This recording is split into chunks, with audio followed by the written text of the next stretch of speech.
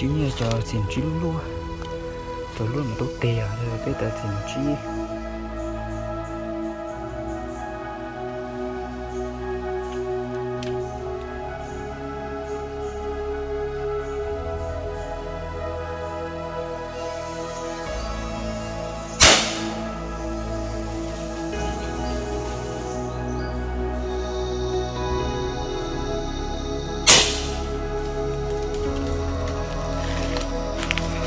tôi tụi má không xây tụi má bóng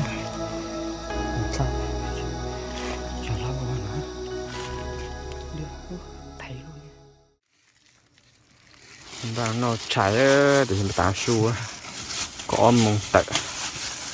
กินข้าวกันเด้อกินข้าวเที่ยงกันกินข้าวเที่ยงแล้วเขาค่อยไปเบิ่งน่ะต้นมากเนาะ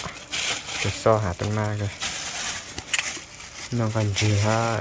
น้องกันจีเขาเป็นน้องจีน้ำหมอกินข้าวแล้วเขาค่อยไปรอต่อคืนที่3น่ะจะตายแต่ชิโนตื้อน้ำหมอตา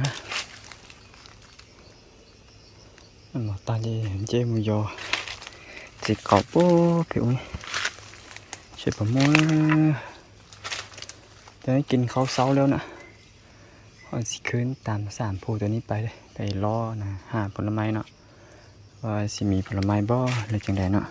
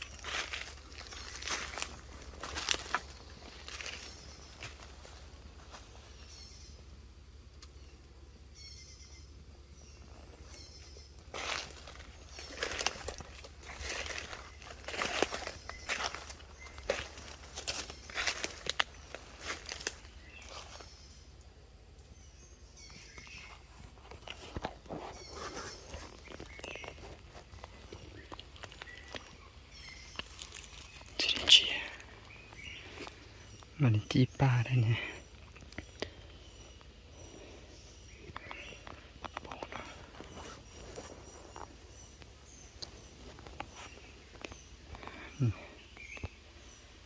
สิจีมันจีปลา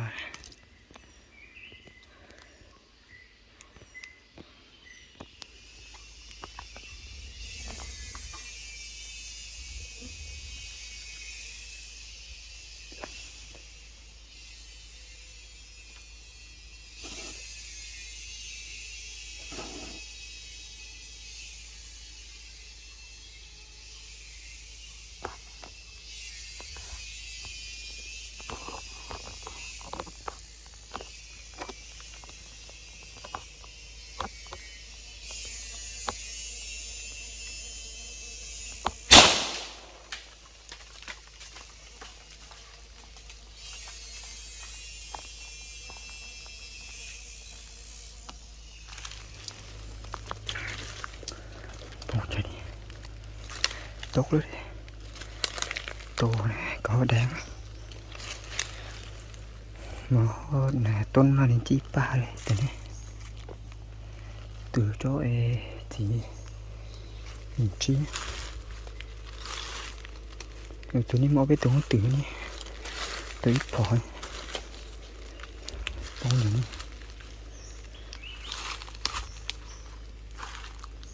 bông mà tụi nó từ bông này có để tục vô nè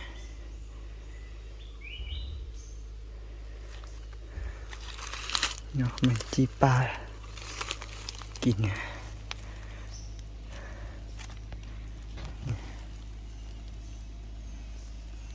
kín bên đây men vào đây nó để sẽ cũng non tàu cửa thì nó để luôn chứ nó để luôn à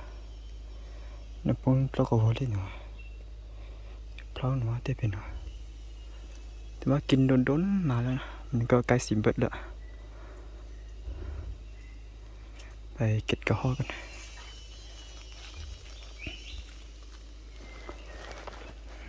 กระห้อแดงหาก็ขึ้นมาห้อเนาะหาก็ขึ้นมาห้อแล้วกระห้อแดงขึ้นไปกินก่อนเนาะตกตัวนี้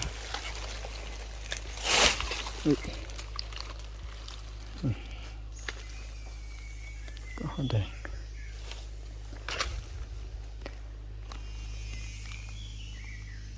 cho nên chỉ cho xin chỉ lúa cho lúa mà tốt tè là biết tại xin chỉ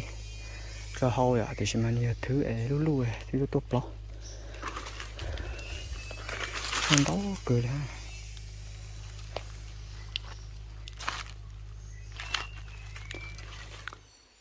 cho xin chỉ cho này đấu cho luôn nhiều thằng cho nó cho luôn nó ha cho sang cho nó cho chuyển chính như chỗ nào nó cho người gì tin chưa tấn mạc mượn đi lấy nó xì hạt tôn men rồi thôi thì cứ làไปเฮ็ดห้างเนาะนั่งอยู่ถึงนะเอานั่งสูงได้นึงไว้เนาะเพราะตามที่เบิ่งนี่ยันสิมีตัวฟ้านะมากินนำเลยกับบ่ฮู้แน่นอนเนาะแต่ว่าเฮ็ดเพื่อไว้ดีกว่านะ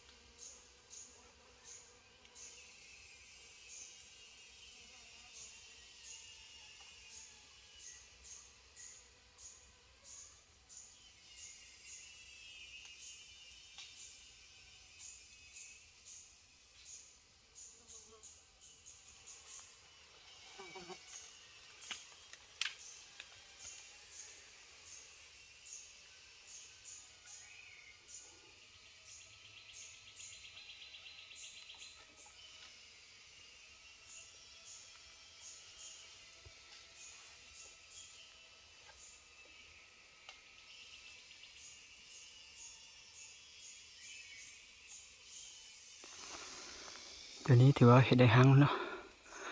ยิ่งสูงๆอยู่นี่เลยสูงเอาเรื่องเนาะเพราะว่าก็เฮาไปกินสูงๆแล้วถ้าเฮาบ่นั่งสูงๆไปนี่ว่าเฮาสิยิงบ่ถึกเนาะแล้วอีกเรื่องนึงก็คือเบ้ยันสิมีตัวฟานมากินเนาะเฮาจะได้เฮ็ดหางไว้สูงๆนิดนึงสิเจ้าแก่อยู่บ่เยอะฉันอยู่ตัวซ้ายเนี่ยจะได้มูเลยซ้ายอ่ะbao giờ không có cẩu nào mình buồn nên cẩu chị nó sẽ sao sẽ chả sẽ chậu kia một sẽ chả dùng chiếc số lớn xin nên chiếc số lớn nha cái gì nhau cho đi một số đi nên gì cho đi gì àแต่ว่าผลไม้อยู่แถวๆนี้เนาะเขาก็ขึ้นมาสูงแต่ก็ได้เบิ่งตัวนี้ตัวสูงเนาะซาเกินอ่ะtrên mà sao cứ nó của bảo tủ làng thì sao mà tủ mang xong đi dẹp bé tủ làng này rồi thìว่าเขามัดอันนั้นบ่คือในสั่นบ่เลยเบอร์ที่4ก็แม่นบ่นั่นน่ะเขามัดอูเนาะหรือว่ามัดแปรนั่งอยู่นี่ประมาณวัน5เมตรนั่นเขาอยู่ประมาณ5เมตรเนาะสูงเอาเรื่องเด้เพราะว่าต้นมากนี่มันอยู่สูงพอน่ะยันก็หอมมาแล้วสิยิงบ่ถึกเด้อ เราอยู่สูงๆแบบนี้แหละแล้วมาเขาค่อยยิงถึกเนาะ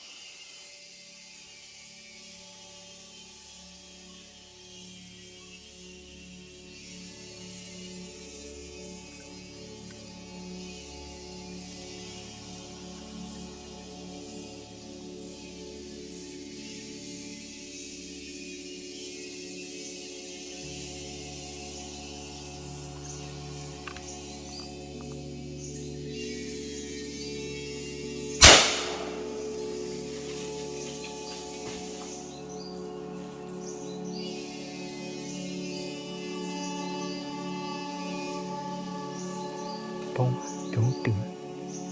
จะไปเกมกันมันก็ใช่ทีนี้จะสั่งในช่วงตอนนี้เอาไว้เมื่ออื่นเขาค่อยลงไปเบิ่งนะตัวกระเหาะแดงตกแล้วแต่บ่ฮู้ว่าสิตายอยู่บ่เอาไว้มื้ออื่นก่อนค่อยลงไปเบิ่ง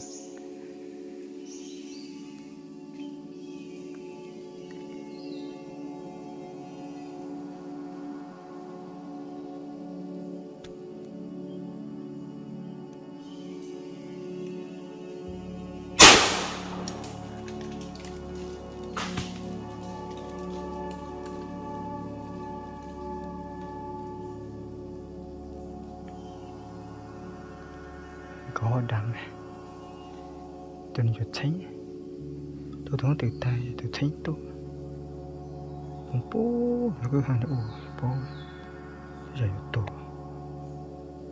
ไปกินน้ำกัน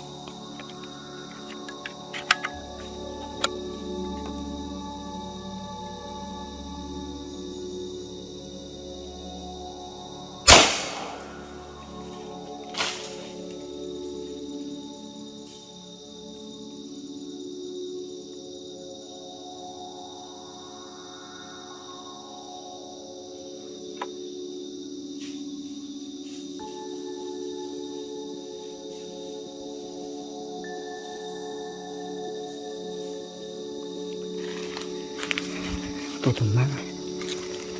เขาใช้ตัวมาป้องใช่อย่าเล่าว่านะเดี๋ยวไทยluôn nhaตัวอีเงินนะอย่าเล่าว่าจะรู้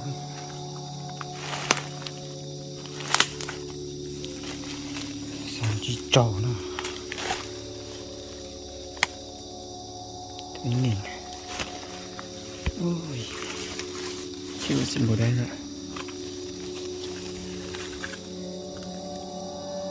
ไม่กันตัวนั้นตัวนี้ตัวไหนอะตัวนั้นวะตัวนั้นอยู่ตามท่อจะตัวสามจีตัวมันไกลหัวเลยแล้วเขาตัวนั้นคิดว่าสิบตายเนาะเพราะว่ายิงสองบ้างเนาะเธอที่นึงหรือว่าบ้านที่นึงให้ยิงแล้วบ่ถึกเธอที่สองให้ยิงแล้วค่อยนะตก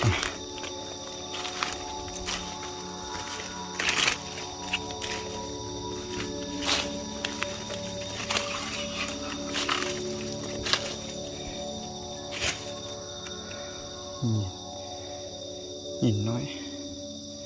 tôi má mỉ ủa bố vô sao vậy nó con chim số đó con chim số đó rồi bỏ mua tuần gì rồi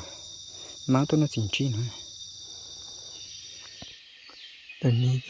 ก็เล่นกันนะแจงแล้วเนาะปีไอ้ปุ๊กเล่รู้rồi chuyển đúng sẽ có một lần đầu tôi đấy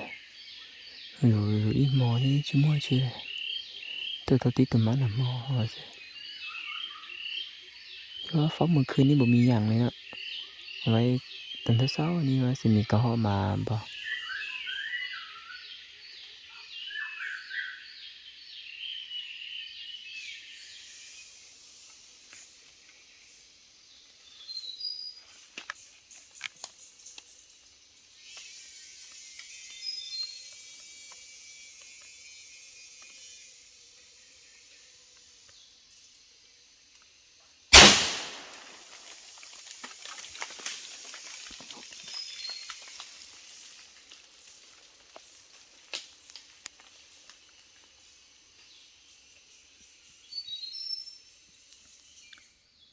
ก็สิโนตื้อsang mông á sang mông trên là nhiều chỉ tổ à nên cho nên về một cần nên chỗเขาจะนั่นอยู่ในมอยตัวป้องไว้สำคัญcần nên chỗ tan cho giờ một to của ý áจะนี้ตัวจะเจไปจากคำเจฮะ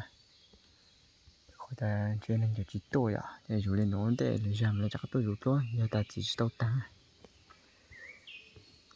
ตอนนี้ก็7 โมงแล้วเขาจะได้ลงไปเก็บกระห้อแล้วก็กลับบ้านเลยเพราะกระห้อนะมื้อวานนี้เนาะยังยิงแล้วยังบ่ได้เก็บเลยตอนเช้านี้ยิงตัวนึงเนาะแต่บ่ถึกนะมันอยู่ถึงเนาะมันอยู่ทางถึงนะงากไม้แล้วยิงถึงงากไม้แล้วมันบ่ถึกตัวกระห้อเนาะก็เลยบ่ได้กินมันเอาไว้โอกาสหน้าน่ะเอาค่อยมาแก้มือใหม่นะเดี๋ยวนี้ไปเก็บกับกระห้อกัน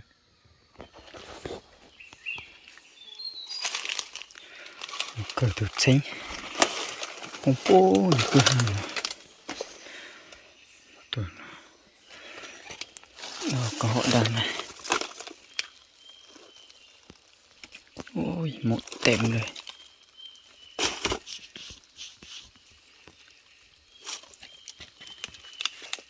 ก็ดูสิชัวเอาตัวหัวตีสตั้งกัน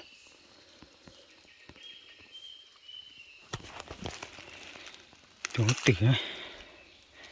ตัวหัวตีนะมอโต้ต้นตรงนะมอโต้ยังก็ต้องจีเจ้าอ่ะแต่ใช่ไหมแต่จะจุดพอละเดี๋ยวจะได้ป้องฮะก็ตัวนี้นี่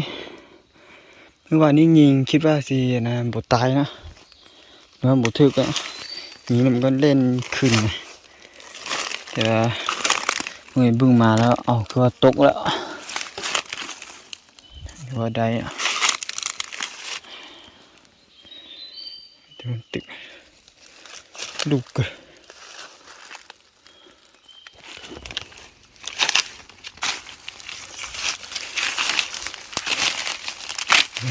นี่ ตัวตัวนี้ตัวที่อีลงตัวหนึ่งมัว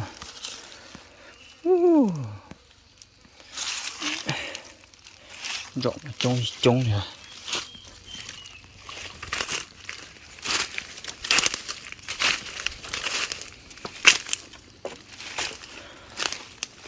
ถือว่ายิงได้หมดเลยเนาะพลาดแต่ตอนเช้านี้เท่านึงบาทหนึ่งเนาะจบnó là căng tànอยู่ยิงเต็มมือหวานเนี่ยตัวมดกินมดอะเอาอยู่สูงพุ่นอะแล้วคันลงเลยอยู่แถวนั้นแถวอันหาธงยังห้อยไว้นะเจอจอกกลางจอกผู้เยอะตัวเล็กหนูตัวเล็กไม่ปูหนูไล่ไอ้เปตัวkhông tửไอ้ตัวใช้ไอ้ตัวมากnó chỉ chia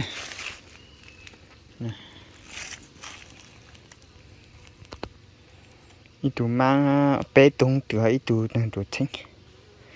แต่ว่าผลงานน่ะคืนที่3นี้เนาะยิงได้ซ้ำนี้เลยก็เขาเด้ง3ตัวก็ยิงตัวนึงก็อันนั้นก็เขาดำตัวนึงเป็นอันนั้น5ตัวเลยถือว่ายังมีอยู่เนาะถือว่ายังน้อยละต้นไม้อยู่นะหรือว่าอันน่ะผลไม้อันน่ะนี่เนาะมันลินจีปลานี่3-4 มื้อมายิงคือสิได้ยังได้ยิงอยู่เฮ้สินจีโป้จะอู้ละทุกคนเยอะสินจีโป้จะเลยใช้ยังมุงเจอใช้มุงถึงสิตอนนี้ก็เนี่ยนะกำลังลงภูแล้วก็เตรียมลงภูละลงไปฮอดนะไปต้นเนี่ยนะพอเขาเจ้าเนาะแต่ว่ามีแผนเนาะจะไปต่อเนาะถ้าบอกมีแผนเนาะมีแต่กลับบ้านเลยเพราะว่ามาได้3 คืนละ3 คืนก็เมื่อยเนาะเอาไว้นะ